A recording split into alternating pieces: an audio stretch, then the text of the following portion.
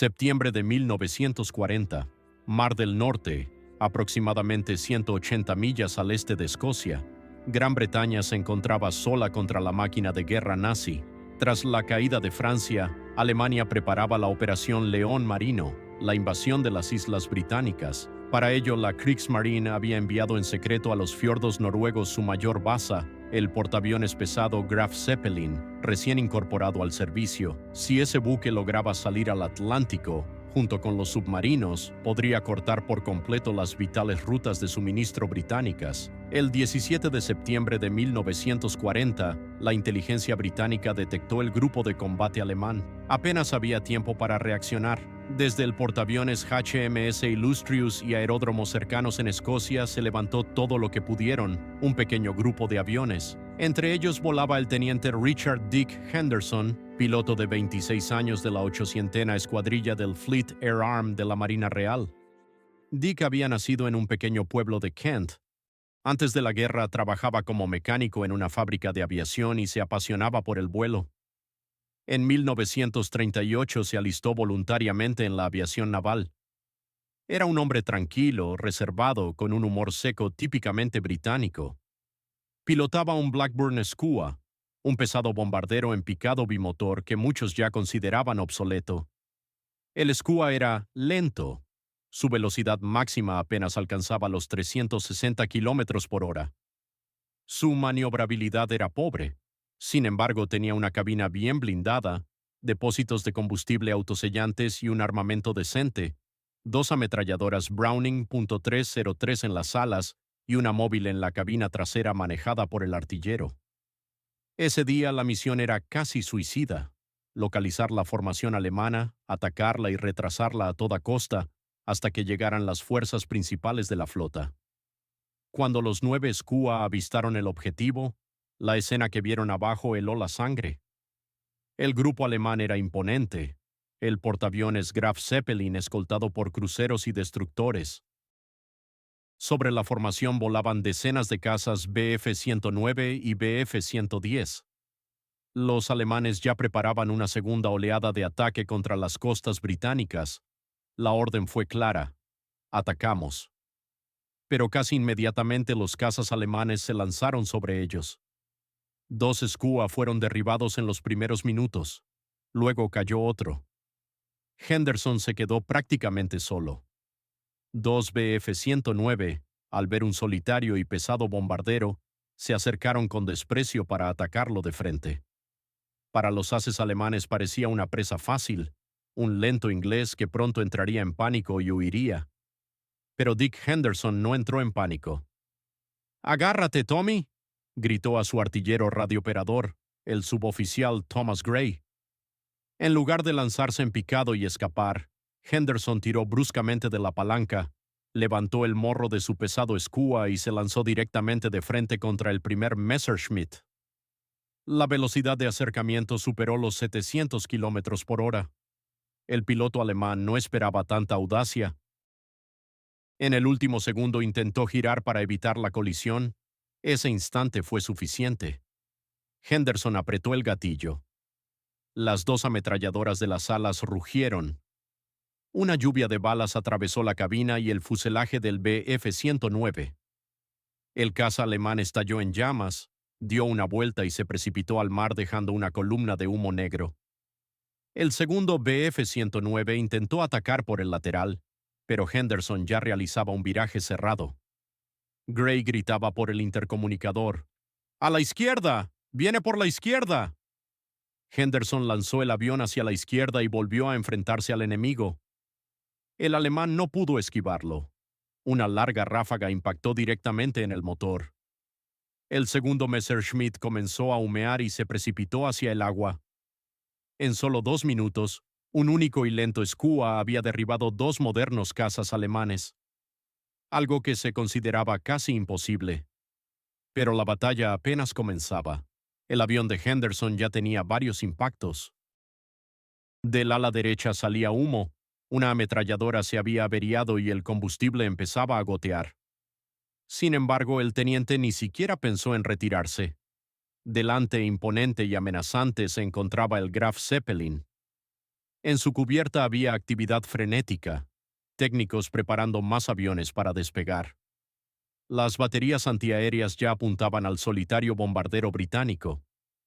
Henderson respiró profundamente, ajustó los mandos y comenzó a tomar velocidad para el picado. Tommy, dijo con calma por el intercomunicador, esto se va a poner feo. Parte 2. El fuego antiaéreo del grupo alemán estalló al mismo tiempo, como si todo el convoy se hubiera convertido en un volcán. Cientos de cañones, desde los rápidos de 20 milímetros hasta los pesados de 88 milímetros, llenaron el cielo de explosiones y acero. El espacio alrededor del solitario Skua se transformó en un infierno.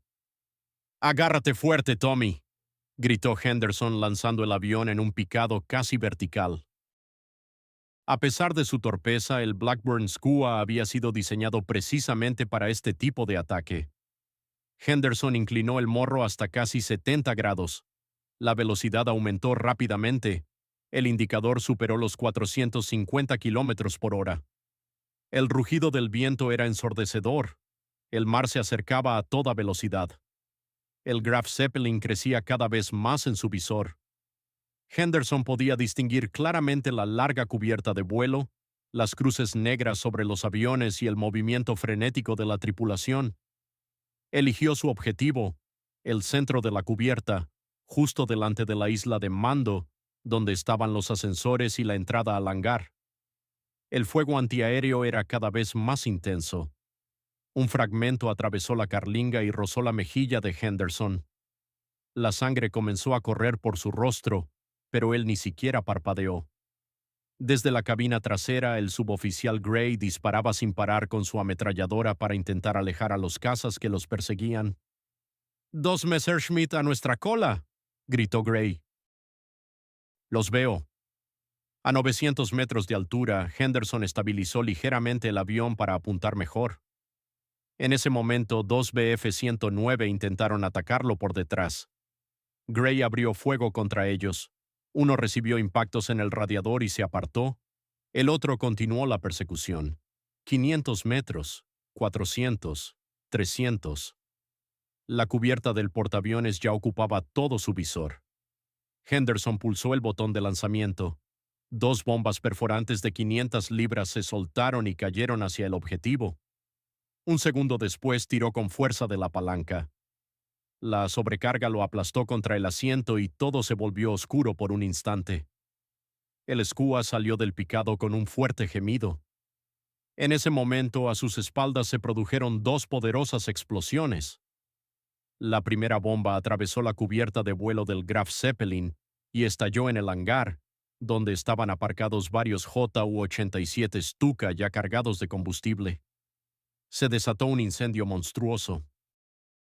La segunda bomba explotó cerca de la sala de máquinas, dañando el sistema de gobierno.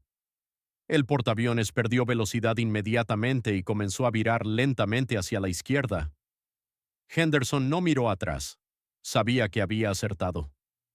«¡Impacto directo!», gritó Gray con alegría. Pero no había tiempo para celebraciones.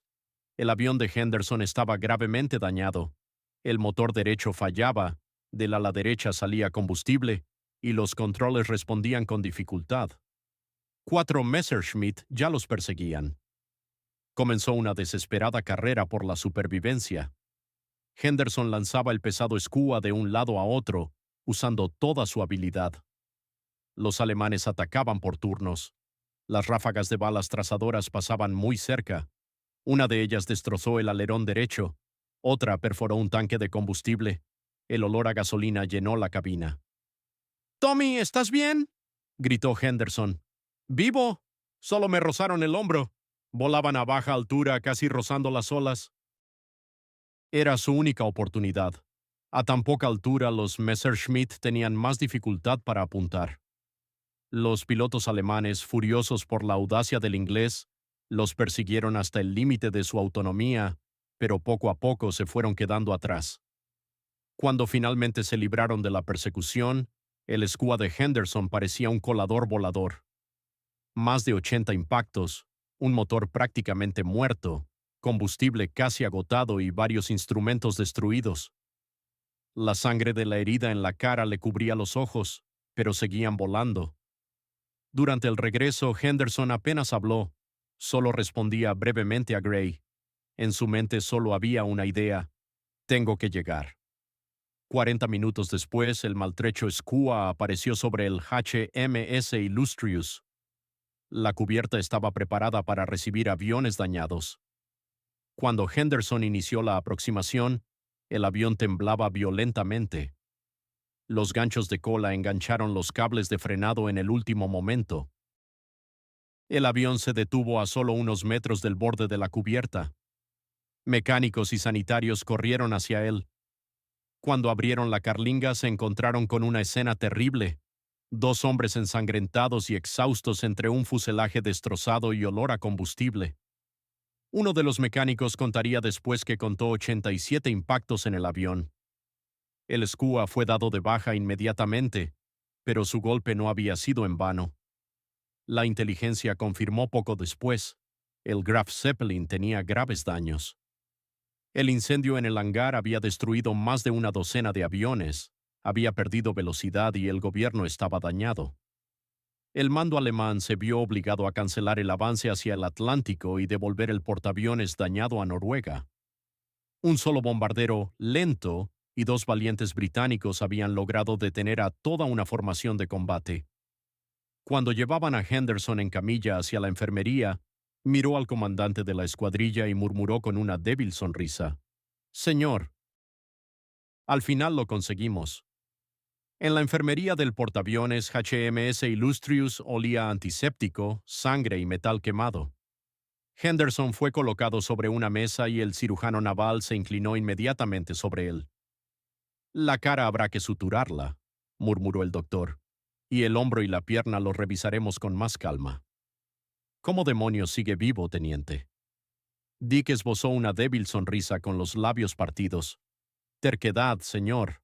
Pura terquedad británica. Al suboficial Gray también lo llevaron rápidamente. La bala le había atravesado el hombro, pero afortunadamente sin tocar el hueso. Antes de que se lo llevaran, logró estrechar fuertemente la mano de Henderson. «Nunca olvidaré cómo fuiste de frente contra esos cabrones, Dick. Nunca». Mientras los médicos trabajaban en sus heridas, la noticia ya se había extendido por todo el Illustrious. Primero en susurros, luego cada vez más fuerte. Un solo Skua, dos Messerschmitt derribados, un impacto directo en un portaaviones alemán. La gente simplemente se negaba a creerlo. El comandante de la escuadrilla, el capitán de corbeta Andrews, irrumpió en la enfermería todavía con el casco puesto. «Henderson, maldito seas. La inteligencia lo confirma. El Graf Zeppelin tiene un incendio importante en el hangar. Ha perdido velocidad y se está retirando hacia el norte, rumbo a Noruega. Lo detuviste, muchacho». Dick cerró los ojos. Solo ahora, cuando la adrenalina comenzaba a bajar, llegaba la verdadera conciencia de lo que había hecho y de lo cerca que había estado de morir. Aquella noche empeoró. La fiebre subió y las heridas se inflamaron. En su delirio veía el Graf Zeppelin en llamas, los Messerschmitt cayendo y los rostros de sus compañeros que no regresaron. 7 aviones habían salido en la misión, solo él volvió. Al día siguiente lo visitó el propio capitán del Illustrious. «Teniente, ¿es consciente de lo que ha logrado? Los alemanes han pospuesto su salida al Atlántico, al menos por varias semanas críticas. Su ataque nos ha dado tiempo para reforzar las defensas y proteger los convoyes». Henderson yacía pálido, con la cara vendada, pero en sus ojos había un cansancio profundo. «Señor, solo cumplí la orden. Todos lo hicimos». «No todos», respondió el capitán en voz baja. «La mayoría simplemente murieron. Tú regresaste y cumpliste la misión». 2 días después lo trasladaron a un hospital militar en Escocia. Allí ya lo esperaban corresponsales y oficiales del almirantazgo. La historia del bombardero lento que se negó a morir se extendía por toda la flota a una velocidad increíble. Pilotos de otras escuadrillas iban solo a estrecharle la mano. Los mecánicos le pedían autógrafos sobre fotos de su Skua acribillado. Pero también había otras conversaciones. Algunos oficiales de Estado Mayor fruncían el ceño, ¿Un simple teniente en un avión obsoleto convertido de repente en héroe? Esto altera toda la táctica. Otros insinuaban en voz baja que un acto tan individual de heroísmo podía socavar la disciplina. La máquina burocrática del Imperio Británico comenzaba a funcionar como siempre. Henderson permanecía en su cama, mirando el techo y guardando silencio. No pedía medallas. No contaba historias heroicas a los periodistas. Solo fumaba cuando se lo permitían y pensaba en los que no regresaron. Una semana después llegó un oficial del Estado Mayor de la Flota Metropolitana con documentos. Teniente, lo han propuesto para la Cruz Victoria, la máxima condecoración del Imperio. Sin embargo, el mando considera que para un honor tan alto se necesitan más confirmaciones y peso político. Por ahora se ha decidido otorgarle la Orden de Servicios Distinguidos, DSO, y un ascenso. Henderson miró largo rato al oficial y luego preguntó en voz baja: ¿Y los muchachos que ardieron en sus SCUA? ¿También recibirán algo? El oficial desvió la mirada. Dick se volvió hacia la ventana. Fuera, el gris mar del norte se fundía con un cielo igual de gris. Entonces, DSO, dijo con calma. Gracias. En aquellos días casi no hablaba del combate. Solo una vez, cuando Thomas Gray lo visitó ya con el hombro vendado, Henderson le dijo: «Sabes, Tommy, cuando fui de frente contra el primer Messerschmitt, pensé que era el final. Luego entendí algo. Es mejor morir volando hacia adelante que vivir huyendo hacia atrás». Gray asintió y respondió: «Por eso regresamos, porque tú no huiste». El efecto estratégico del ataque de Henderson fue incluso mayor de lo esperado. El Graf Zeppelin dañado permaneció mucho tiempo en reparaciones. El alto mando alemán se vio obligado a revisar los planes de la Operación León Marino. Los convoyes británicos ganaron un tiempo precioso, y en la aviación naval comenzaron a susurrar: si hasta un viejo SCUA puede hacer esto, entonces todo es posible. El propio Henderson se recuperó lentamente. Las heridas tardaban en sanar, especialmente las de la cara. Pero apenas un mes después ya pedía volver al servicio. «Aún no he terminado con esos bastardos», les decía a los médicos, y en algún lugar lejano, en un frío fiordo noruego, humeaba el portaaviones alemán dañado, mientras los almirantes alemanes exigían furiosos explicaciones sobre cómo un solo avión británico había podido arruinar toda una operación. Pasaron varios meses. Richard Henderson regresó al servicio mucho antes de lo que los médicos recomendaban. La cicatriz en su rostro le quedó de por vida, una larga marca rosada que cruzaba su mejilla izquierda y que nunca intentó ocultar. «Que sirva de recordatorio», decía. En la primavera de 1941 ya era conocido en toda la flota metropolitana. Los pilotos de la 800ª Escuadrilla y de otras unidades lo llamaban entre ellos aquel tipo del SCUA. El mando lo trasladaba de una unidad a otra.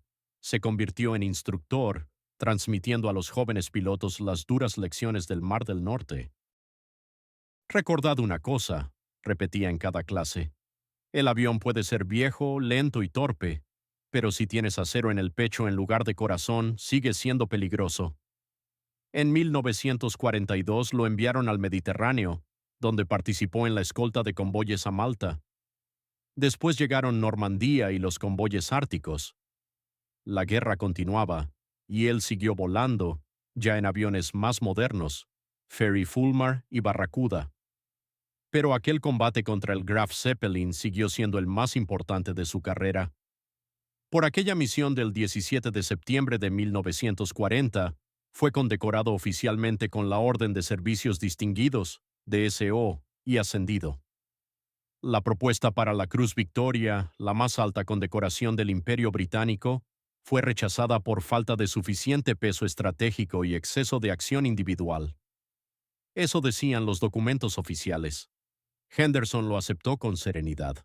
Cuando sus compañeros se indignaban en voz alta, él solo se encogía de hombros. «No volé por una cruz. Volé para que esos bastardos no llegaran a nuestras costas». Nunca se quejó públicamente. No dio entrevistas criticando al mando. Simplemente siguió luchando. Al final de la guerra tenía más de 180 salidas de combate, varios barcos hundidos y victorias aéreas confirmadas. En 1945 recibió la victoria ya con el rango de comandante. Tras la guerra, Richard Henderson no se retiró. Permaneció en la aviación naval, se convirtió en instructor y fue de los que transmitieron su experiencia a la nueva generación de pilotos. En la década de 1950 participó en la Guerra de Corea desde un puesto de coordinación aérea.